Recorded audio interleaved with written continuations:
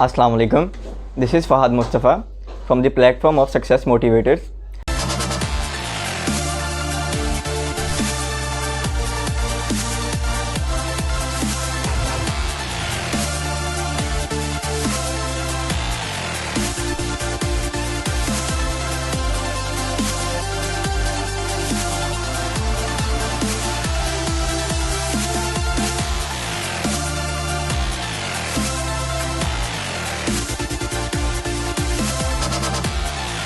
आज हम आपके लिए एक और केस स्टडी लेकर आए हैं। जैसे कि लास्ट केस स्टडी को आप लोगों ने बहुत ही ज़्यादा पसंद किया, उसको लाइक किया, क्योंकि हमने उस पर काफ़ी रिसर्च की थी। तो उसी को मद्देनज़र रखते हुए हम एक और पर्सनैलिटी की केस स्टडी लेकर आए हैं जिनका नाम है रिचर्ड ब्रैंसन। तो रिचर्ड ब्रैंसन की केस स्टडी लाने का मकसद बेसिकली यही है कि जिस तरह हमारी सोसाइटी में बच्चे होते हैं जो कि कह लें कि इतने स्मार्ट नहीं होते या स्कूल स्मार्ट नहीं होते, तो हम उनको कह देते हैं अक्सर कि यार ये इन्हें स्टडीज़ पे फोकस करना चाहिए, या हम सिर्फ उनका सारा फोकस इनकी स्टडीज़ पे ही रखवाना चाहते हैं कि ज़िंदगी में कहीं ये पीछे ना रह जाएं, या ये मतलब ज़िंदगी की दौड़ में ये पीछे ना रह जाएं और कहीं हार ना जाएं। तो जो रिचर्ड ब्रैंसन हैं, अगर मैं उनके बारे में आपको बताना शुरू करूँ कि वो बिल्कुल भी स्कूल स्मार्ट नहीं है, ना ही थे वो कभी। मतलब वो खुद बताते हैं कि उनके जो स्कूल टाइम का एक्सपीरियंस था वो उनके लिए बहुत ही ज़्यादा पेनफुल था। और काफ़ी कम लोग ये जानते हैं कि एक बीमारी होती है जिसका नाम होता है डिस्लेक्सिया। वो बेसिकली एक लर्निंग डिसेबिलिटी होती है। मतलब जनरल नॉलेज उसमें होता है बच्चे के पास, बच्चा सीख रहा होता है, समझ रहा होता है, लेकिन उसमें एक डिसेबिलिटी क्या होती है कि बोर्ड पे जो लिखा होता है या किताब में जो लिखा होता है जो टेक्स्ट, वो उसको कॉम्प्रीहेंड नहीं कर पाता, उसको समझ नहीं पाता। अब क्योंकि अक्सर लोगों में होती भी है, लेकिन क्या होता है कि हमें पता नहीं होता, तो हम उसको कहते हैं कि यार इसका तो पढ़ाई में मन नहीं लगता, या ये इतना लाइक नहीं है। तो हम उस पर फिर अपना कह लेंगे जो स्कूल में टीचर या घर में अगर वो कोई 3-4 बच्चे हैं, अगर एक बच्चा कमज़ोर भी है पढ़ाई में, तो फिर पेरेंट्स का या टीचर का उस बच्चे से फोकस हट जाता है, इवन दो नोइंग कि उसको बच्चे को शायद डिस्लेक्सिया भी हो सकता है या कोई और बीमारी कुछ भी जो कि आपकी मेंटल हेल्थ को इफेक्ट करे।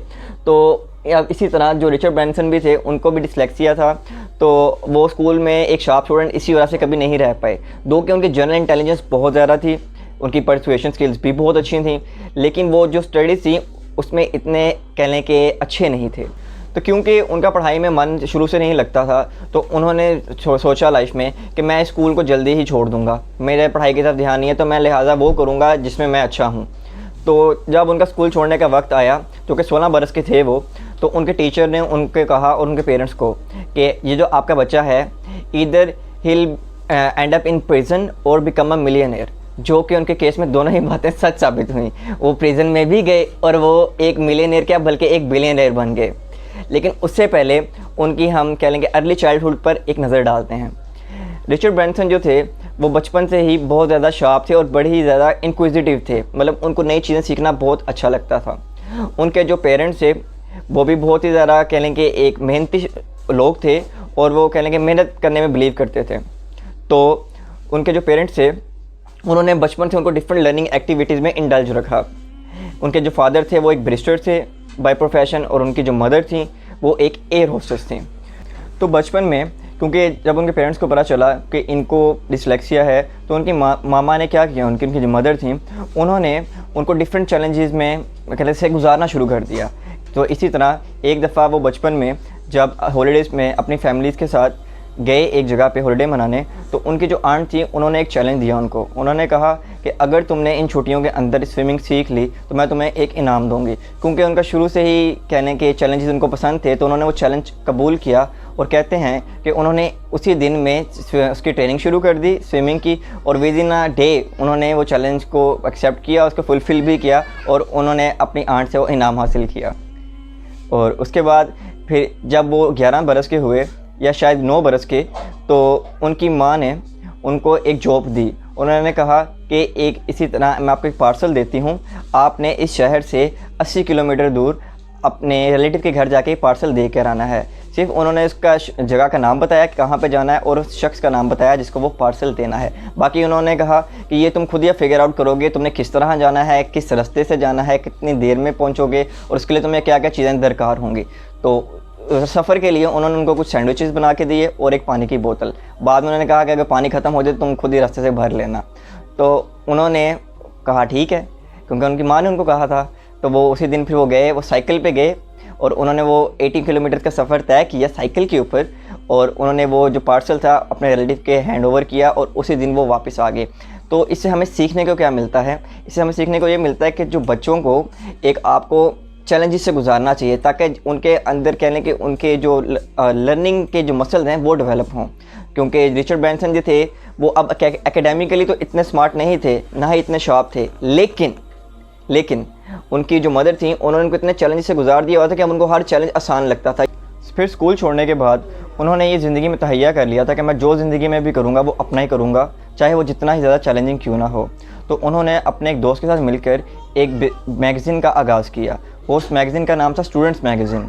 स्टूडेंट मैगज़ीन में करते क्या थे कि जितने भी स्कूल में उस दौर में जो स्टूडेंट्स होते थे उनको जो प्रॉब्लम्स फेस आती थी वाइल स्कूलिंग वाइल स्टडिंग, वो उसमें वो शेयर करते थे अपनी प्रॉब्लम्स को वो बच्चे, और वो फिर आगे उसको मैगज़ीन को प्रिंट करा के आगे उनके तक उसकी फ़िज़िकल हार्ड कॉपीज़ पहुंचाते थे, जो कि उनको बहुत ही मकबूलियत मिली, जिसके अंदर कि विद इन 2 ईयर्स कहते हैं कि वो 45,000 पाउंड के मालिक बन चुके हुए थे।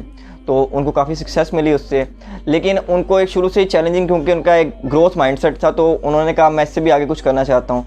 फिर उन्होंने क्या किया, उन्होंने एक रिकॉर्ड लेबल्स का काम स्टार्ट कर दिया। वो क्या करते थे, क्योंकि वो पोस्टल सर्विसेज के थ्रू उस दौर में जो रिकॉर्ड की सीडीज़ होती थी, जो कि बड़ी बड़ी कैसेट्स होती थी, वो उनको जो उनके स्टूडेंट्स थे जो कि उनकी वो मैगज़ीन बाय किया करते थे, वो उनको बाय मेल वो भी प्रोवाइड करने लग गए थे, और वो भी उनका बिज़नेस काफ़ी कहने के बूम की तरफ जाने लग गया। तो अब उससे हुआ क्या कि उनके अंदर एक सेंस ऑफ अचीवमेंट क्रिएट होगी। उनको पता चल गया कि मैं अब ज़िंदगी में वाकई कुछ बड़ा कर सकता हूँ।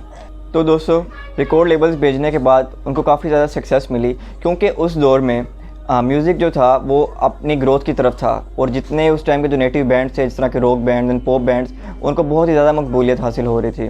तो रिचर्ड ब्रांसन ने क्या किया, उन्होंने कहा कि मैं अब साथ ही अपनी एक रिकॉर्डिंग स्टूडियो भी क्रिएट करता हूँ, जिसमें मैं जो डिफरेंट बैंड्स होंगे जो कि अपने लोकली कम्युनिटी में बहुत ही ज़्यादा फेमस हैं या जिनको लोग पसंद करते हैं, क्यों ना हम उनकी रिकॉर्डिंग्स वगैरह करेंगे और उनके लेबल्स हम खुद रिकॉर्ड करके बना के एक कैसेट में हम खुद बेचेंगे। तो उनको उसमें भी बहुत ही ज़्यादा तरक्की मिली। अब हुआ क्या, एक टाइम आया कि क्योंकि जिस तरह इंग्लैंड में वैट चलता है, वैल्यू एडिड टैक्स, जिस तरह हमारे यहाँ पे जीएसटी होता है, तो वहाँ पे वो हर जो भी रिटेलर होता है उसको पे करना उसके लिए लाजमी होता है। अगर वो ना करे तो उसके ख़िलाफ़ केस हो जाता है। तो क्योंकि उस दौर में जब उनके थोड़े से जब फाइनेंशियली हालात जब ख़राब होने लगे, क्योंकि वहाँ पे कुछ प्रोटेस्ट वगैरह भी चल रहे थे उन दिनों में, तो उनकी जो सेल्स थी वो काफ़ी ज़्यादा इम्पैक्ट हुई। उसकी वजह से उन्होंने जो उनके रिकॉर्ड लेबल्स थे उस पर उन्होंने लोगों को डिस्काउंट देना शुरू कर दिया। और वो डिस्काउंट क्या दिया, वो जो टैक्स कहने के उन्होंने टैक्स इवेजन शुरू कर दी, जिसको हम टैक्स चोरी भी कह सकते हैं। तो उन्होंने वो जो टैक्स चोरी थी उसके थ्रू उन्होंने क्या किया, अपने जो कस्टमर थे उनको डिस्काउंट देना शुरू कर दिया, ताकि मेरी जो सेल्स हैं वो दोबारा से बढ़ सकें एक दफ़ा। लेकिन पुलिस को इस बात का पता चल गया, तो उन्होंने क्या किया, उनको लॉकअप में बंद कर दिया और उन्होंने उसके खिलाफ़ चार्जेस लगा दिए। और उन्होंने कहा कि अब आप इसके जो आपने ये क्राइम कमिट किया है, आपको सज़ा भी हो सकती है बड़ी सख्त, और शायद आपको जेल भी जाना पड़े। तो जब उनके पेरेंट्स को ये बात पता चली तो बहुत ही ज़्यादा अफसरदा हुए। तो साथ ही पुलिस स्टेशन गए और उन्होंने जो कि उस केस के इंस्पेक्टर से उनसे बात की। उन्होंने कहा कि ये तो भी छोटा है, इसको पता नहीं है, तो आप बताएं हम इसको कैसे इशू को रिजॉल्व कर सकते हैं। तो उन्होंने कहा ठीक है, हम इस इशू को यहीं भी ख़त्म कर सकते हैं 2 शराइत पर। अव्वल कि ये जो इन्होंने गलत प्रैक्टिस की है ये दोबारा नहीं करेंगे, एंड सेकेंडली आपको इसकी एक हैंडसम अमाउंट पे करनी पड़ेगी, ठीक है, जिसको हम ज़मानत भी कहते हैं। तो उनके पेरेंट्स बात पे राज़ी हो गए। तो उस दौर में कहते हैं उनके पेरेंट्स ने काफ़ी ही ज़्यादा अमाउंट कहने के वो उनकी पुलिस को पे की, जिससे उनका बच्चा छूट सकता, और वो इतनी ज़्यादा थी कि उनको अपना जो घर था वो भी बेचना पड़ गया। तो जब रिचर्ड ब्रांसन को ये बात पता चली तो वो बहुत ही ज़्यादा रोए, और उन्होंने कहा कि अब मैं ज़िंदगी में जो भी करूँगा तो मैं फिर बढ़ाई, लेकिन अब मैं कभी गलत काम कोई नहीं करूँगा दोबारा ज़िंदगी में, क्योंकि मेरे पेरेंट्स को मेरा अपना घर बेचना पड़ जाए, जो कि उनकी सारी ज़िंदगी भर की कमाई थी। तो जब वो बाहर निकले तो उन्होंने फिर से, क्योंकि उनका जो माइंडसेट था वो बहुत ही ज़्यादा कहने के चैलेंजेस को पसंद करता था, उनका ग्रोथ माइंड था एक। तो उस केस से बाहर निकलने के बाद उन्होंने अपने स्टूडियो के जो रिकॉर्ड था उस पर बहुत ज़्यादा मेहनत की, और उन्होंने उसका नाम वर्जिन रखा। वर्जिन रखने का नाम उसका मकसद ये था क्योंकि उनके जितने भी वो दोस्त थे और जो बिज़नेस पार्टनर थे, they were all new in business. उन्होंने कहा if you are all new in business so we can name it virgin because it's our very first experience.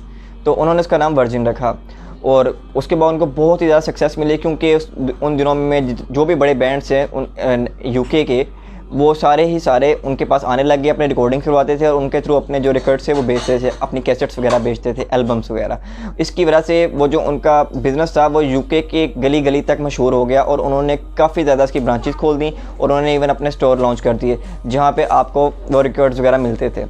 तो उसके बाद उनके ज़हन में एक और आइडिया आया कि अब मैं कुछ और करता हूँ, बिज़नेस में कुछ नया करता हूँ। तो एक दफ़ा ऐसे ही वो किसी को मिलने जा रहे थे एक आइलैंड पे, तो उन्होंने एक एयरलाइन से जाना था, एक एयरप्लेन से जाना था। तो पता चला कि उस दिन की जितने भी एयरप्लेन्स की जो फ़्लाइट्स हैं उस डेस्टिनेशन की सारी अब वो कह लें कि बंद हो गई हैं, आज वहाँ तक हम नहीं जा सकते उस एयरप्लेन के थ्रू। तो उनका जाना बड़ा ज़रूरी था। तो उन्होंने क्या किया, उन्होंने एयरलाइन कंपनी को फ़ोन किया और उन्होंने कहा कि अगर मुझे एक प्राइवेट प्लेन चाहिए हो उस डेस्टिनेशन तक जाने का तो क्या वो मिल सकता है। तो एयरलाइन वाले जो थे उन्होंने कहा जी आपको मिल जाएगा, लेकिन आपके लिए आपको एक हैंडसम अमाउंट पे करनी पड़ेगी। तो उन्होंने क्या किया, उनके ज़हन में एक आइडिया आया। उन्होंने एक ब्लैक बोर्ड लिया, उसके ऊपर उन्होंने लिखा कि 39 pounds to reach that specific island जहाँ पे उन सब ने जाना था। तो वो बोर्ड लेकर काफ़ी लोगों के पास गए, उन्होंने कहा मुझे आप लोग 39 पाउंड दें तो हम ये इकट्ठे मिल के इस डेस्टिनेशन तक जा सकते हैं एक प्राइवेट प्लेन के ऊपर। क्योंकि काफ़ी लोग जो कि स्टैंडर्ड से एयरपोर्ट पे, उन्होंने कहा ठीक है जाना हमारा भी ज़रूरी है। तो उन्होंने उसको वो दिया और साथ उनके उस आइलैंड तक चले गए। उसके बाद उनके ज़हन में आइडिया है, उन्होंने कहा कि अगर एयरप्लेन इंडस्ट्री में इतना गैप है और इतनी प्रॉब्लम है तो क्यों ना मैं एक अपनी एयरलाइन शुरू करूँ। अब बात तो बहुत बड़ी थी, जैसे कि हम सब जानते हैं कि एक एयरलाइन शुरू करने के लिए आपको बहुत ही ज़्यादा हैफ्टी कहने के एक कैपिटल की ज़रूरत होती है, बहुत ही हैवी कैपिटल की ज़रूरत होती है, लेकिन उनके पास इतने पैसे नहीं थे। तो लिहाजा उन्होंने क्या किया, उन्होंने बोइंग से एक जहाज़ लीज़ पे लिया, 2 साल की लीज़ पे ली उन्होंने एक जहाज़ लिया और उसके ऊपर उन्होंने काम शुरू कर दिया, अपनी एयरलाइन लॉन्च कर दी। और उसके लिए उन्होंने डिफरेंट मार्केटिंग टैक्टिक्स यूज़ किए, जिसमें उन्होंने अटलांटिक पार करने की वो कोशिश की एक बैलून के ऊपर, उसके ऊपर लिखा हुआ था वर्जिन अटलांटिक, क्योंकि उनकी एयरलाइन का नाम था वर्जिन अटलांटिक। तो वो उस साल तो खैर वो नहीं पार कर पाए और उनका जो बैलून था वो रास्ते में ही तबाह हो गया और वो मतलब उनकी जान तो बच गई लेकिन उनका जो बैलून था वो ज़ाया हो गया। तो लेकिन खैर ये काफ़ी मीडिया में सब बात चली, लोगों को ये पता चल गया कि वर्जिन एयरलाइन अब एक नई आ गई है। उसके लिए उन्होंने एक ही बात की, उन्होंने कहा मैं अपने जितने भी क्लाइंट्स हैं या कस्टमर हैं मैं उनकी ज़िंदगी में वैल्यू ऐड करना चाहता हूँ, मैं उनको सोल्यूशन देना चाहता हूँ कि जितनी भी उनको बाकी जो कि हमारी कॉम्पिटिटिव एयरलाइंस हैं उनमें जो उनको प्रॉब्लम्स आ रही हैं वो हमारी एयरलाइन में वो ना आए। तो उसके ऊपर उन्होंने दिन दुगनी रात चुगनी मेहनत की और वो बहुत ही ज़्यादा सक्सेसफुल रही, जो कि इसमें बहुत ज़्यादा कंट्रोवर्सीज भी हैं कि उन दिनों जो उनकी जो बिगेस्ट राइवल जो कहने एयरलाइन थी यूके में वो थी ब्रिटिश एयरवेज। तो उन्होंने उसके खिलाफ भी काफ़ी प्रोपोगेंडा किया वर्जिन अटलांटिक के ख़िलाफ़। लेकिन ब्रैंसन जो थे वो बहुत ही ज़्यादा परसुएसिव इंसान थे और बड़ी ज़्यादा परसुएरेंस थी उनके अंदर जो बर्दाश्त करने की कह लें जो हिम्मत थी वो बहुत ज़्यादा थी। उन्होंने उन चैलेंजेस को ग्रोथ की तरह लिया, उन्होंने कहा इन चैलेंजेस को मैं ओवरकम करूंगा। इवन वो खुद कहते हैं मेरी ज़िंदगी का सिर्फ एक ही मकसद है, हर वो चैलेंज बड़े से बड़ा जो कि अपेरेंटली तो नामुमकिन लगता हो वो मुझे करना पसंद है और उनके से ऊपर जाना मुझे अच्छा लगता है। तो उन्होंने उसको भी एज ए चैलेंज लिया और उन्होंने कम्पीट किया ब्रिटिश एयरवेज के साथ और उन्होंने फिर उनको कहने एक लॉ सूट भी फाइल किया ब्रिटिश एयरवेज के ख़िलाफ़, जिसकी मेरे कहने के रिटर्न में उनको $1.2 मिलियन भी मिले उस वक्त में। और लोगों ने बड़ा ज़्यादा सराहा कि इसने हिम्मत नहीं हारी और ये अपनी एयरलाइन को लेके आगे से आगे चलता गया। तो एक वक्त आया कि अब जब उनका जो रिकॉर्डिंग का बिज़नेस था वो बहुत ही ज़्यादा फ्लरिश कर रहा था, लेकिन उनकी जो एयरलाइन थी अब उसके लिए उनको बहुत ही ज़्यादा कैपिटल की ज़रूरत थी। तो उन्होंने 90s में अपना जो रिकॉर्ड लेबल था वर्जिन रिकॉर्ड्स वो उन्होंने EMI रिकॉर्ड्स को $1.2 बिलियन के एवज़ बेच दिया। कहते हैं जब उन्होंने वो बिज़नेस बेचा तो वो काफ़ी देर रोते रहे और अगले कई दिन भी उसकी वजह से वो बहुत ही ज़्यादा डिप्रेस्ड रहे, लेकिन उनको पता था कि मैं कोई ये बिज़नेस मैं दोबारा शुरू कर लूँगा। तो एनी हाउ उन्होंने उसके बाद वो अपने जो भी इन्वेस्टमेंट सारी एयरलाइन के बिज़नेस में लगा दी, पहले अपनी लाइफ की सारी सेविंग्स सारी इन्वेस्टमेंट उन्होंने वर्जिन अटलांटिक में लगा दी, जिसकी वजह से वो बहुत ही ज़्यादा फ्लरिश करने लगी एयरलाइन उनकी। उसके 4 साल बाद ही उन्होंने एक नई रिकॉर्ड कंपनी कायम कर दी जिसका नाम था V2 रिकॉर्ड्स और उसको भी बहुत ज़्यादा सक्सेस मिली। जब उनको पता चल गया कि ज़िंदगी में कोई भी चीज़ नामुमकिन नहीं है, सिर्फ चैलेंजेस हैं और जो इंसान इन चैलेंजेस से ऊपर चला जाता है वो ज़िंदगी में कुछ भी हासिल कर सकता है। तो उन्होंने उसके बाद हर सेक्टर के अंदर इन्वेस्टमेंट करना शुरू कर दी। उन्होंने वर्जिन मोबाइल्स, वर्जिन हाइपरलूप जिस तरह अभी चल रही है, उसके बाद वर्जिन अटलांटिक जो ऑलरेडी थी, virgin brides, virgin mega stores, और कितने ही कंपनीज में उन्होंने इन्वेस्टमेंट की और कितनी प्रोडक्ट्स में उन्होंने वर्जिन को मुतारिफ़ करवाया, जिसमें से काफ़ी ज़्यादा अनसक्सेसफुल भी रहीं, लेकिन उन्होंने उन पर फोकस कभी भी नहीं किया। जो सक्सेसफुल थी उन्होंने उनके ऊपर फोकस किया और उसको आगे से आगे ले गए। और वो वाहिद दुनिया के शख्स हैं जिन्होंने 8 डिफरेंट इंडस्ट्रीज़ में, सेक्टर्स में इन्वेस्टमेंट की, कंपनीज क्रिएट की, और उन 8 की 8 कंपनी जो हैं वो $1 बिलियन से ज़्यादा उनकी नेटवर्थ है, जिसकी वजह से उनको सन 2000 में जो कह लें कि जो क्वीन एलिज़ाबेथ हैं, क्वीन एलिज़ाबेथ II, उनकी तरफ से उनको नाइट का खिताब मिला, और उसकी वजह से लोगों ने उनको सर कहना शुरू कर दिया। अब आज जितने भी लोग हैं उनको सर रिचर्ड ब्रैंसन के नाम से जानते हैं, कि वो वाहिद दुनिया के शख्स हैं जिन्होंने मुख्तलिफ सेक्टर्स में इन्वेस्टमेंट्स की हैं, और वो सारी की सारी सक्सेसफुल हैं, और $1 बिलियन कंपनीज आज वो बन चुकी हैं, और उनकी जो आज अपनी एक नेटवर्थ है वो more than $5 बिलियन है। तो दोस्तों, जो कि वो बिज़नेस में बहुत ही ज़्यादा एक सक्सेसफुल इंसान रहे हैं और हैं भी, तो उनकी अपनी बुक जिसका नाम टाइटल है लाइक अ वर्जिन, ये उसके खुद मुसन्निफ़ हैं रिचर्ड ब्रैंसन, उसके चैप्टर के अंदर बिज़नेस फ़िलासफ़ी में, जिसमें उनसे किसी ने सवाल पूछा कि आपको ज़िंदगी में आज तक बेस्ट एडवाइस क्या लगी है, जिसकी वजह से आप आज इतने सक्सेसफुल हैं, वो आपकी क्या एडवाइस थी जिसने आपकी ज़िंदगी को क्या से क्या बना दिया। तो उसमें वो लिखते हैं, इसका पेज नंबर है 26 और चैप्टर का नाम है बिज़नेस फ़िलासफ़ी। इसमें कुछ क्वेश्चन हैं, और क्वेश्चन जो टॉप का है वो यही है कि what is the best advice you ever got. तो उसमें वो लिखते हैं कि मेरी माँ ने मुझे समझाया कि बेटा, ज़िंदगी में कभी किसी चीज़ का दुख मत करना। अपनी जो कि लोग अपनी फेलियर्स को ऊपर दुखी रहते हैं और उसका कहने प्रचार करते रहते हैं और उसी के अंदर जीते रहते हैं और मरते रहते हैं, तो वो ज़िंदगी में आगे कुछ कर नहीं पाएंगे। तो ज़िंदगी में अगर तुम कुछ करना चाहते हो तो अपनी फेलियर्स को ओवरलुक करना और किसी नेक्स्ट प्रोजेक्ट की तरफ चले जाना। जो कि एनर्जी तुमने एक कहने फेलियर को फोकस करने पर लगाओगे, उसको तुम एक नए प्रोजेक्ट की तरफ लगा लो और तुम्हें इसकी वजह से बहुत ही ज़्यादा सक्सेस मिलेगी। और उनकी माँ की एक और नसीहत उसी जवाब के अंदर उन्होंने कहा कि मेरी माँ मुझे मना किया करती थी कि कभी किसी के बारे में ना बुरा सोचना और ना ही किसी को ओपनली क्रिटिसाइज़ करना। कहते बचपन में अगर मैं किसी के बारे में कुछ बुरा बोलता था या मैं किसी को क्रिटिसाइज़ करता था और मेरी माँ मुझे सुन लेती थी, तो वो मुझे पनिशमेंट दिया करती थी। वो मुझे मिरर के सामने 5 मिनट के लिए खड़ा कर देती थी और कहती थी, ये जो तुम बातें कर रहे हो अब ये तो मिरर के सामने मुझे कह के दिखाओ। तो कहते हैं जब मैं मिरर के सामने खड़ा होता था तो मुझे अपने फेशियल एक्सप्रेशन खुद बड़े अजीब लगने लग जाते थे कि मेरे अंदर की अब नेगेटिव थिंकिंग है जो कि बाहर आ रही है। तो उससे उनकी माँ ने फिर इनको यही समझाया कि कभी ज़िंदगी में किसी को ओपनली क्रिटिसाइज़ मत करना, और अगर ज़िंदगी में कुछ करना है तो आगे बढ़ने का जज्बा रखना। तो रिचर्ड ब्रैंसन खुद कहते हैं अपने इंटरव्यू में भी रिसेंटली कि money has never been the part of my agenda, I just never wanted to be rich, I just wanted to bring a positive change in people life through our services and products. वो कहते हैं कि मेरी ज़िंदगी इतनी ज़्यादा challenging और इतनी खूबसूरत रही है कि मैं अपनी ज़िंदगी आज किसी के साथ ट्रेड भी नहीं करूँगा। होता है ना कि कहा अगर आप किसी को मेंटोर कह लें कि पसंद करते हो या अपनी ज़िंदगी किसी का चेंज करना चाहिए, कहते हैं मेरी ज़िंदगी इतनी खूबसूरत रही है कि मैं अपने किसी को साथ उसको बदलूँ भी ना मैं। और वो कभी पैसे खुद कमाना भी नहीं चाहते थे, लेकिन उनको बस ये था कि मैं लोगों की ज़िंदगी में एक मुस्बत तब्दीली लेके आऊँ अपने प्रोडक्ट्स के ज़रिए, अपनी सर्विसेज के ज़रिए, जाके जिससे लोगों की ज़िंदगी के अंदर आसानी फैले। तो इससे हमें यही सीखने को मिलता है कि if you want to do something big in your life, so you have to come out of your self and start thinking for people. आपको लोगों के लिए कुछ करना पड़ेगा। तो वो लोगों के लिए कैसे करना पड़ेगा कि पहले अपने आप को देखते हुए कि आपके अंदर क्या काबिलियत है, क्या स्किल है आपके अंदर, आप किस चीज़ में अच्छे हैं। तो इस तरह रिचर्ड ब्रैंसन थे, उनको यही शौक़ था कि मैंने बस लोगों की ज़िंदगी में एक तब्दीली लेके आनी है बिज़नेस के थ्रू, अपने प्रोडक्ट्स के थ्रू। और क्योंकि जिस तरह हम सबको पता है कि बिज़नेस की जर्नी में इंसान को बहुत ही ज़्यादा चैलेंजेस और मुश्किलात का सामना करना पड़ता है, जो कि उन्होंने भी किया।